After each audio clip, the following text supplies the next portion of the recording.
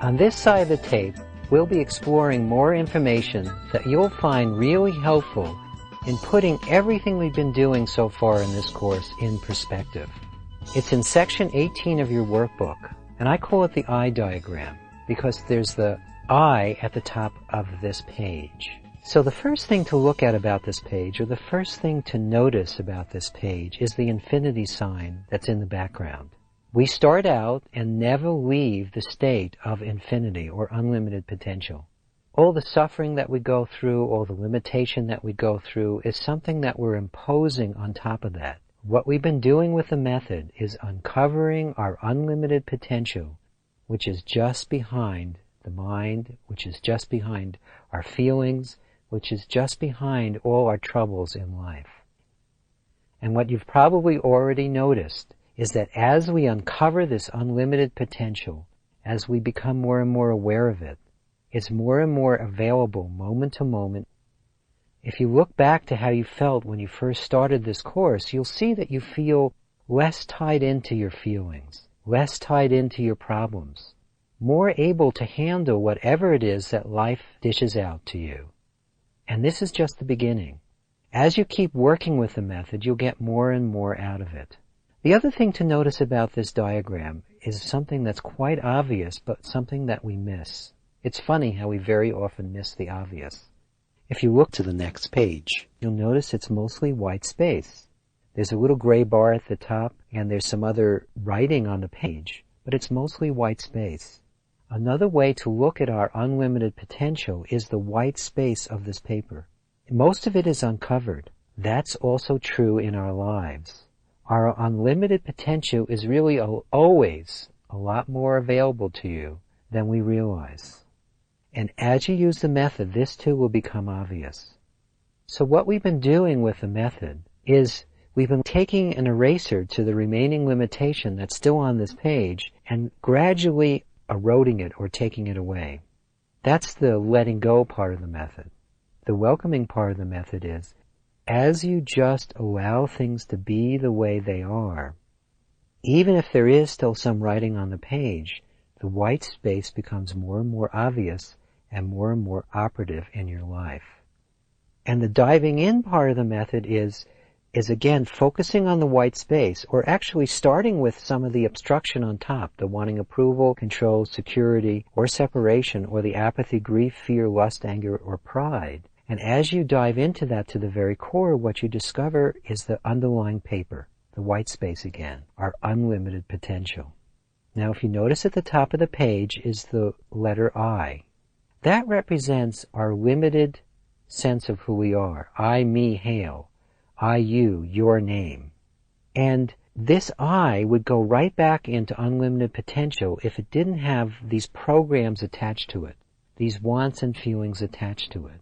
Now the deepest want is one we haven't done a lot of talking about on this class. It's our wanting to be separate.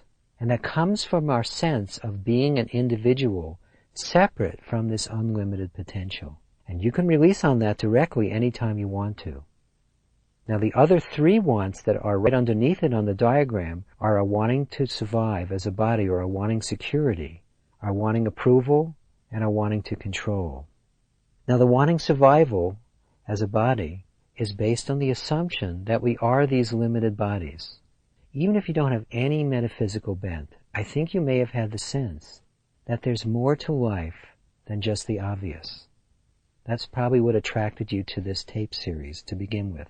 May have been one of the things that attracted you to this work. Well, the body is the least of us, not the most of us. And as you start to release, you'll discover that maybe, just maybe, the body isn't all you are.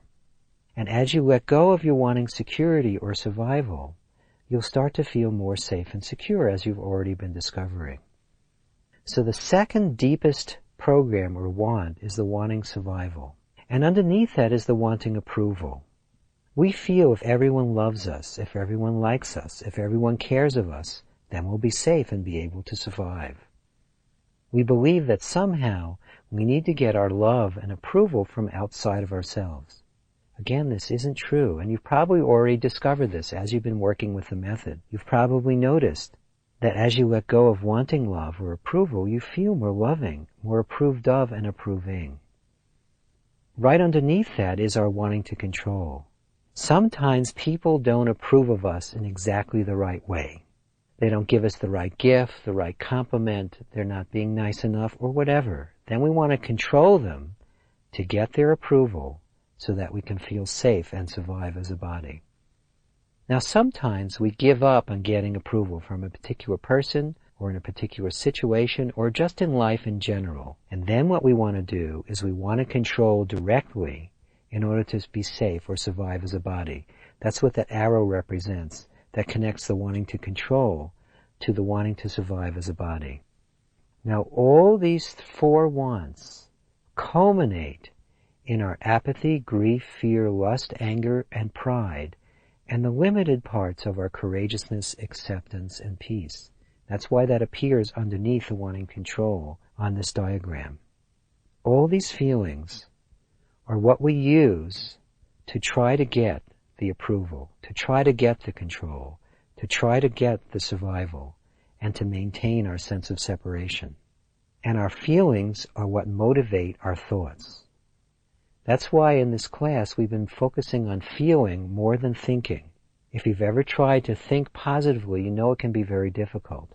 Because if you're not dealing with the apathy, grief, fear, lust, anger, and pride, and you're not dealing with your wanting approval, wanting control, wanting security, and wanting to be separate, then it's difficult to get yourself to think positively. In fact, it's nearly impossible.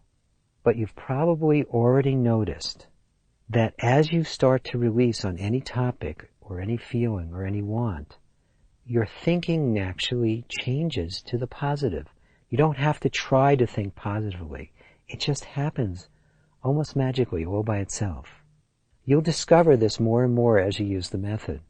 You'll see that you naturally start to think more positively. You don't have to effort at it. You don't have to try to do something about it. It just happens naturally. It's kind of like this. Positive thinking is assuming that the negative thoughts are real and there's not much we can do about it except cover them over with positive thoughts. And unfortunately, our subconscious is so overloaded that that's a really big job.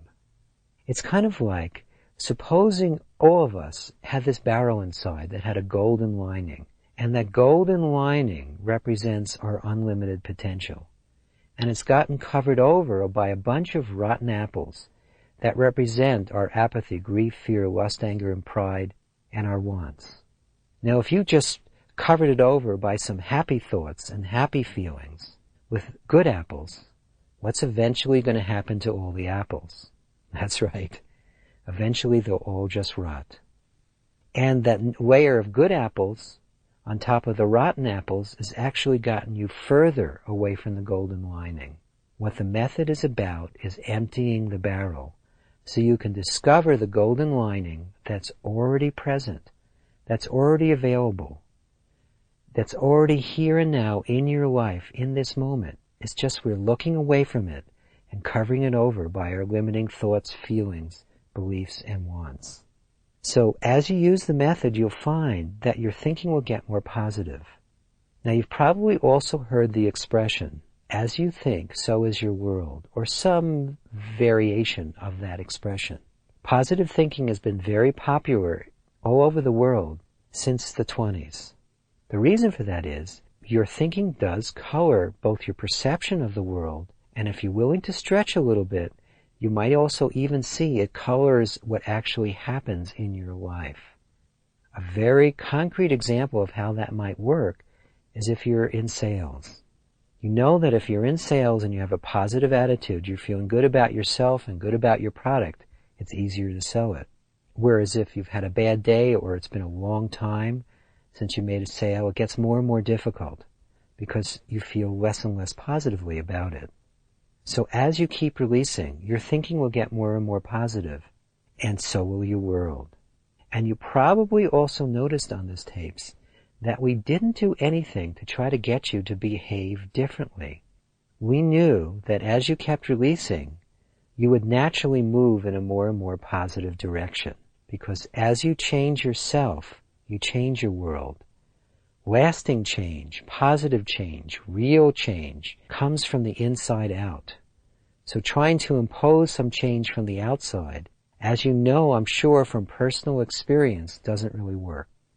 For instance, before you had the method, if you've tried to say quit smoking, you may have been able to do it temporarily, but you may have replaced it, they call it sublimated, that tendency or habit, and started gaining weight because you were eating more. You push something down in one spot and it pops up somewhere else. And that's how things are when you try to change from the outside in. But when you change from the inside out, the changes are lasting and they're positive. And every change you make from the inside out using the method also brings some more overall freedom. It uncovers more of the white space, more of the unlimited potential, more of who you really are. So I would allow yourself to ponder this diagram. Work with it. As you work with it, you'll see it will help you put what we've been doing in even more perspective. And by the way, you don't have to believe anything that I've said in this presentation to get tremendous benefit out of the method. It's just something to take for checking. Don't believe it. Prove it out for yourself. And also this thing about separation. You can start looking for the wanting to be separate, that sense of being separate from others, and start letting that go as well. All loneliness, all our sense of being cut off from our own source, our own inner knowingness, our own inner power, has some sense of separation in it. And you can let go of that as well, just like any of the other wants that we've been working on. So I invite you to really have fun with this chart and do some really good exploration with it. You might want to listen to this tape several times until it really sinks in. But you'll see, as you work with the method, what I've been talking about just now will make more and more sense. One of the things you'll notice about the method is it will help you to uncover your own truth, about what's right and true for you in your life. And it's a snowballing effect. The results from the method increase over time. The more energy and focus you put into it, the more you get out of it.